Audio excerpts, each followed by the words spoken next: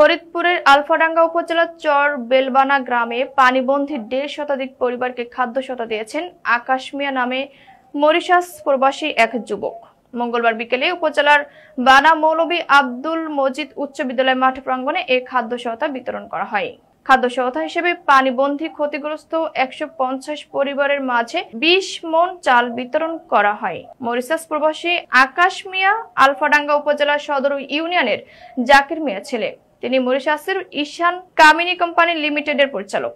মধুমতি নদীর অববাহিকায় একটি গ্রামের নাম চর বেলবানা। চরাঞ্চলের এই গ্রামটিতে প্রায় ২০০ পরিবারের বসবাস।